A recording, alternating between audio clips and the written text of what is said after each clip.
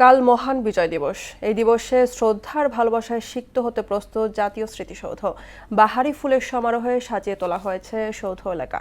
ধোয়া মোছা ও পরিষ্কার পরিচ্ছন্নতার কাজও শেষ। বিজয় দিবস ঘিরে স্মৃতিসৌধ প্রাঙ্গণে 4 স্তরে নিরাপত্তা বলয় তৈরির কথা জানিয়েছে আইন শৃঙ্খলা বাহিনী। আরজু মিরের প্রতিবেদন জানাচ্ছেন সিফাত রহমান জেসি। 16 ডিসেম্বর মহান বিজয় দিবস। এদিনে মুক্তিযুদ্ধে বীর শহীদদের স্মরণ করবে গোটা জাতি। বিজয় দিবসের ভোরে সূর্য ওঠার সঙ্গে সঙ্গে জাতীয় স্মৃতিসৌধে শ্রদ্ধা জানান রাষ্ট্র ও সরকার প্রধান সহ গুরুত্বপূর্ণ ব্যক্তিরা।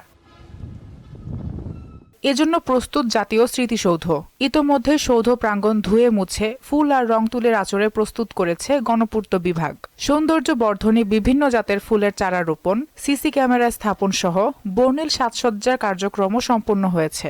নভেম্বর মাসে থেকে আমরা কাজ করতেছি, ডিসেম্বরের 15 তারিখে আমরা শেষ করে দেব, তাই আমরা দ্রুতভাবে কাজ করতেছি। সবার জাতীয় স্মৃতিসৌধে রং তুলির, ইটবালু সিমেন্টের কাজ চলে, ধোয়া মোছার কাজ চলে, ফুলের কাজ চলে। কাজ অনেকখানি আগায় গেছে, এটা সৌন্দর্য করার জন্য 16 ডিসেম্বরের উদ্দেশ্যে আর কি। জাতির শ্রেষ্ঠ সন্তানদের শ্রদ্ধা জানাতে স্মৃতিসৌধকে লাল সবুজের সমারোহে প্রস্তুত করার কথা জানান গণপূর্ত বিভাগের এই কর্মকর্তা।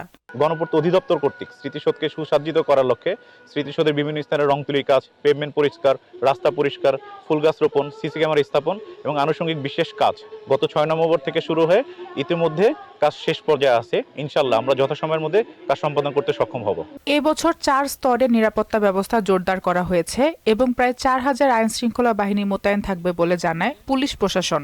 আমাদের এখানে নিরাপত্তার জন্য যা যা করণীয়, যে সমস্ত ব্যবস্থা নেওয়া হয়েছে সব সঠিকভাবে সম্পন্ন করা থাকবে। ইনশাআল্লাহ আমরা সার্বিক নিরাপত্তার দায়িত্বে থাকব। এখানে 4 স্তরের নিরাপত্তার ব্যবস্থা রয়েছে এবং আপনারা জেনে থাকবেন যে আজকে থেকে আমাদের সাদা পোশাক এবং পোশাকধারী ডিপ্লয়মেন্ট রয়েছে।